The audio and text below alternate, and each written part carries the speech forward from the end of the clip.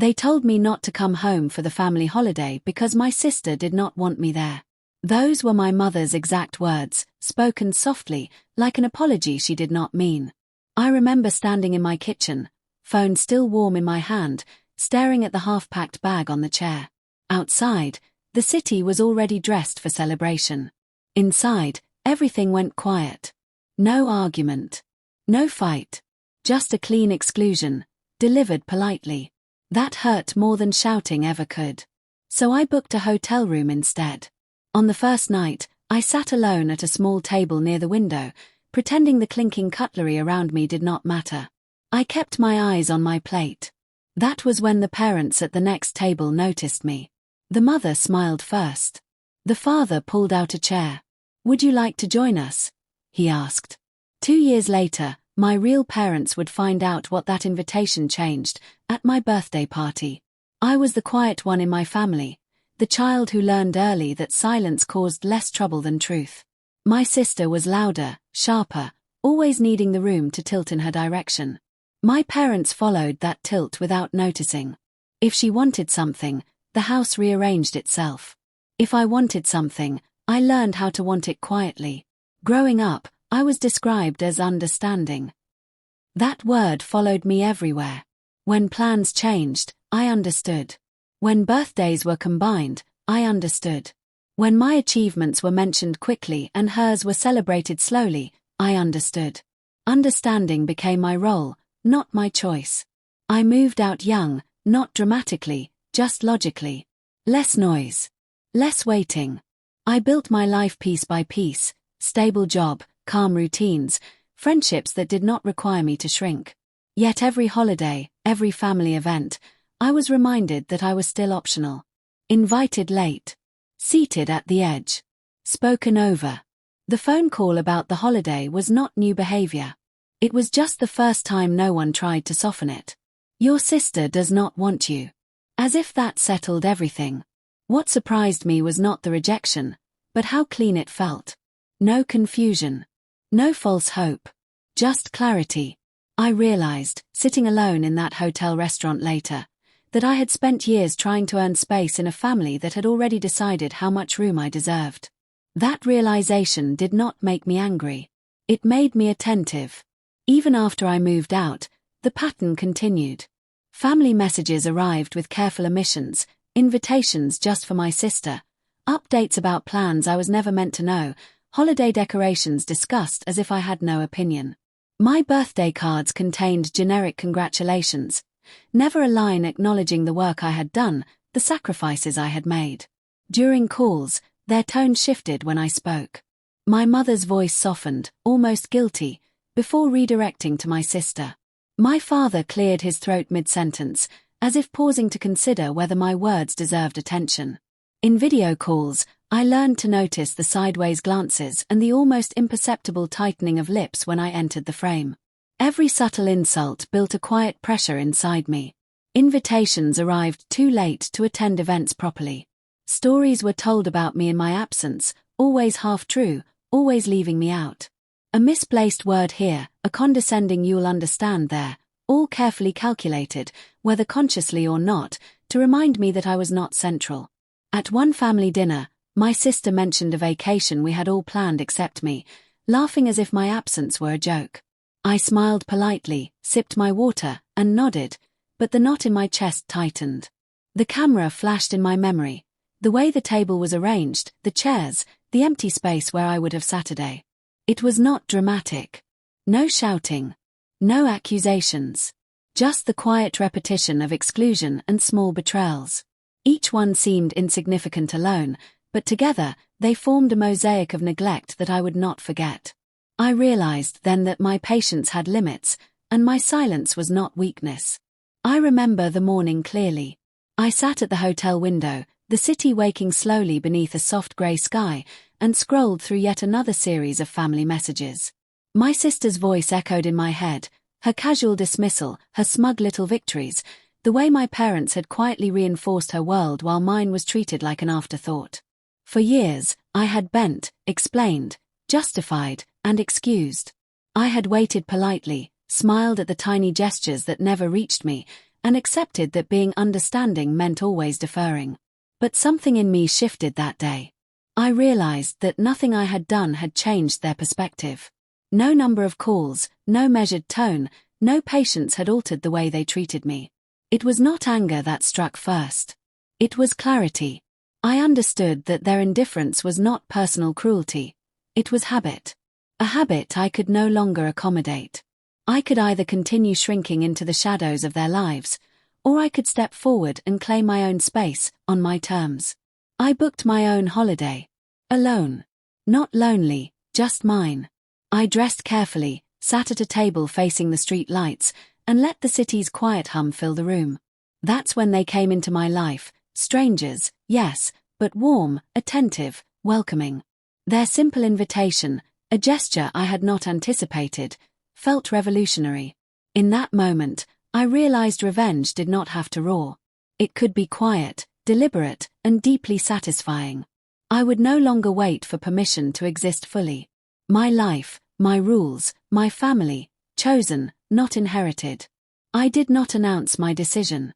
I did not confront anyone or demand explanations. I simply changed the way I moved through the world. Years of working in administration had taught me something valuable. Systems respond to paperwork, not emotions. Clarity beats chaos every time. The couple from the hotel did not rush into my life either. We exchanged numbers. We met for coffee weeks later. They listened more than they spoke. They remembered details. Over time, they became steady presences. Birthdays acknowledged, holidays planned with intention, conversations that did not circle back to one person's needs. I took notes the way I always had. Dates. Messages. Patterns. Not to weaponize them, but to understand the structure of my relationships. My parents called less. I returned those calls calmly, briefly, without filling the silence for them. I stopped explaining my choices. Silence, I learned, forces people to face their own words. Legally, I was careful. I updated my will, my emergency contacts, my medical forms. I attended the meetings, signed the documents, and made sure my chosen family was recognized where it mattered. There was no drama in it. Just signatures and witnesses. Socially, I expanded my circle. I showed up where I was welcomed. I invested in relationships that invested back. Each step was small, almost invisible, but together they reshaped my life. This was not about punishment. It was about alignment. When you quietly remove yourself from a system that undervalues you, the system eventually notices the gap. And by then, you are already somewhere safer. The birthday party was not planned as a statement. It was simply scheduled on my calendar, like everything else that mattered now. A small venue, warm lights, a long table dressed in soft linen. Laughter that did not feel forced. People who arrived on time because they wanted to be there. The couple from the hotel stood beside me as guests arrived. They knew where the plates were, where the cake was kept cold, how I took my tea. When someone asked who they were, the woman smiled and said, "We are family." It sounded natural. Practiced. Even. Because by then, it was true. My parents arrived late. They always did. I noticed the hesitation in my mother's step when she saw the room, the way my father's eyes searched for a role he no longer had. They watched quietly as conversations flowed without them at the center. Then came the moment. No announcement, no speech. Just a casual exchange when someone asked about the seating chart and legal paperwork for an upcoming event. I mentioned, calmly, that my emergency contact and legal family details had been updated years ago. I gestured toward the couple beside me. The room did not freeze. Music continued. Glasses clinked. But my parents understood. I saw it in the way my mother's hand tightened around her purse, in the slow blink of my father's eyes as he recalculated his place. Nothing had been taken from them. They had simply been replaced, quietly, legally, permanently. I felt no rush of triumph. Just a deep, steady calm. The kind that comes when your life finally reflects your worth. The fallout was subtle, almost imperceptible at first. My parents did not storm out, did not yell, did not make a scene. They returned to their own home, carrying their confusion and unspoken frustration like luggage. Messages came later, short, clipped, a mixture of disbelief and passive-aggressive concern. "Are you sure this was necessary?" One text read. I replied politely, factually, no flourish, no emotion wasted. Friends and extended family, however, were different. They leaned in, curious and impressed. People I barely knew approached me quietly, saying, "I didn't realize you could do that, and I respect it." Their recognition was not about drama. It was about agency, about the courage to finally define one's own boundaries. I realized then that my silence, my restraint, and my quiet planning had spoken louder than any confrontation ever could. Even my legal and professional circles noticed the shift. The same people who had once seen me as reliable but overshadowed now looked at me differently. I held my head a little higher, walked a little straighter, and felt the unspoken acknowledgement that my time and worth were finally respected. This story matters because it is not about revenge in the explosive sense. It is about reclaiming control over your life when those who should have valued you didn't. Everyone has moments when they are overlooked, dismissed, or taken for granted. The question is whether you react with anger, or with strategy, calm, and dignity. That choice shapes who you become.